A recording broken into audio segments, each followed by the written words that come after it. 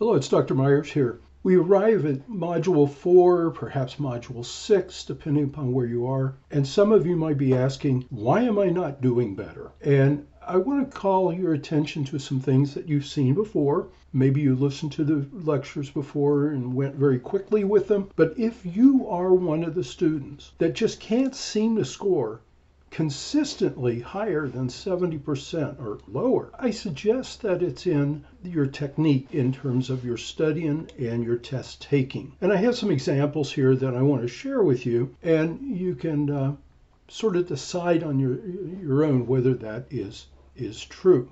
So, without further ado, let's get into it. Your most successful strategy, and you will remember this from lecture 1.2 in module 1. You might want to go back and relook at that. Your most successful strategy is to study, take a quiz, review your miss, focus, study, and only then take the next attempt. Yet that isn't what a lot of you are doing. In fact, reviewing your misses, you might only go see which ones you missed. You might not spending time for focused study, and I end up finding examples like this one. Yes, this is an actual student, not betraying who it is, of course, but it's very typical among a group of you that just don't seem to improve your scores with each attempt. I mean, after all, that's the goal. Every time you take an attempt, you should do better. You will not do better if you don't focus your study in between. How could you do better? How could you score better on question 10 if you don't take time to focus on it? This student missed question 10 all 3 times. The difference of just that one question is a score of 8, not great, but very acceptable, compared to a 7, which is what this student ends up with. Indeed, scores did not go up. They stayed about the same. Arguably, any score within 1 or 2 points might be exactly the same. If you don't study in between, you should get the same score or worse on every attempt. So here's what the student has done. After the first attempt, there should have been a focus on questions 6, 7, and 10. Now, how do you know which ones you miss? You have to know how to go back and open up your quiz and read through it and find the ones that you miss. So that's step 1. You've got to know what those numbers are. That's why I ask for them in the learning assessment. This student missed 6, 7, and 10, but within 6 minutes took the second attempt. Now, I would recommend that for every question you miss, you should give a minimum of 10 minutes for that. So this student should not have started the second attempt for about 30 minutes. And that's so that there was time to study problems 6, 7, and 10. Is that a hard and fast rule? 10 minutes per? No. You're going to discover in some cases you missed 6 because, you just read it wrong and you clearly know that answer. In other cases, you're going to not understand why you missed it. You might go, well, okay, I missed it and the question answer should have been B instead of A, but that doesn't get at the core. Why did you miss it? That may take 5 minutes, 10 minutes. It may take you a half hour or more to figure out why you missed that question. We're still on attempt 1. Don't go to attempt 2 until you're confident that you know why you missed questions 6, 7, and 10. Not what questions you missed, but why you missed them. And don't go on to attempt 2 until you understand why the answer shown to you as correct is indeed correct. Now, if you do that, you shouldn't miss 6, 7, and 10 again. It won't be the same questions. You already know that, but it's on the same concept. This student missed 7 and 10 again, and this time they missed 9. Now, maybe they missed 9 because it's very close. It's in the same section as 6, 7, 8, 9, and 10 on this test. 2, I don't even care about a lot because, that wasn't a problem. But after attempt 2, if these are your scores, there is a red light here saying you do not or have not mastered question 7. You have not mastered question 10. Well, this student spent a little bit more time, 14 minutes, but you can see it wasn't really sufficient. I'm not saying this is typical of everyone, but it is typical of enough of you that I felt compelled to do this little reminder video. So let's go to the next screen and think about what it tells us. If you go to the menu item called What is in Each Quiz, you'll see a bunch of cards. This is the card for Module 4. The questions are the actual questions, the actual concepts on which the questions are based. So our student here missed questions 7 and 10. Remember, we go back here, 6, 7, and 10 actually on attempt 1. Well, let's look at 6, 7, and 10. 6, 7, and 10 all have a concept here called the learning objective. Those are the actual concepts. So you miss question 6. You may not see question 6 again exactly, but that question's going to be on price ceilings. But you could see another type of price ceiling fitting in there, because what does it matter when you get right down to the concepts? Is it a housing shortage or a shortage of potatoes? It still comes out as, is there a price ceiling? That's the critical thing in number 6. Missed question 7, a minimum wage.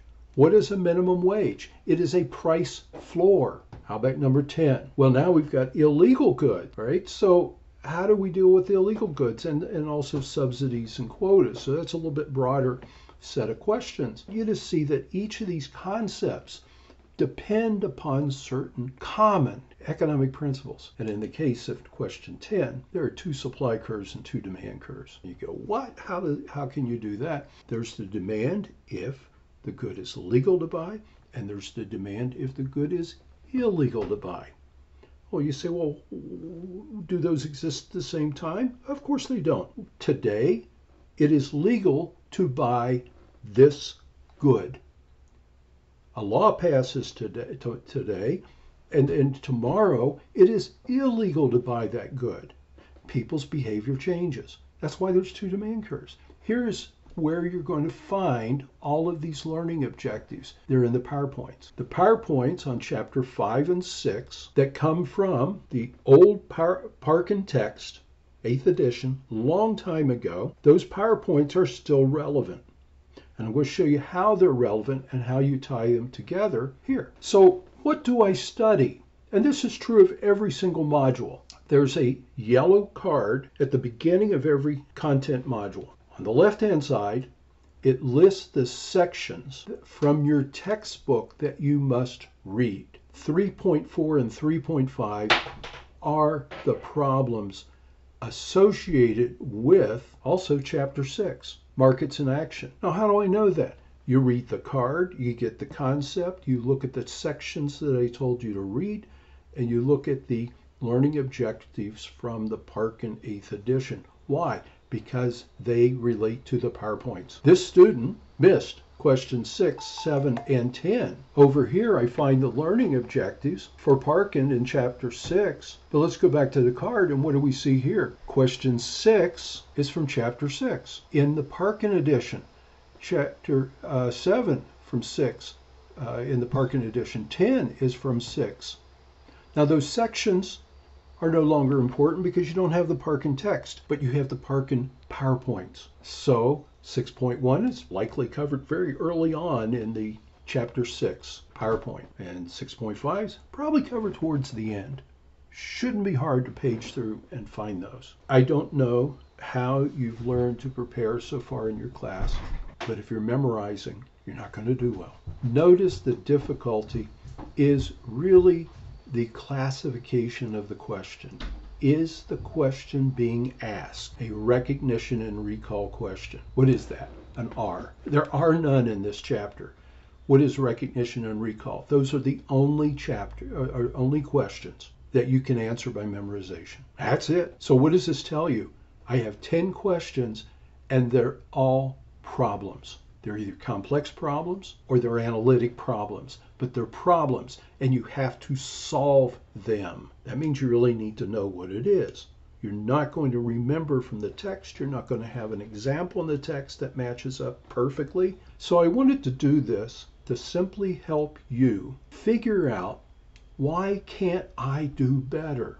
And you can, but it's on you. You have to put in the time. 6 minutes and 14 minutes, if this were your experience, clearly not sufficient. How long for you? I don't know. Budget at least 10 minutes on each miss. That gives you time to see, what did I miss? Think about what the right answer is and see if you can figure out from the question itself why the correct answer is indeed correct. And then spend a few minutes going back and just looking over the content material, either in the PowerPoint or in the text, just to solidify, because you know you're not getting the same question, you're getting a question on the same topic.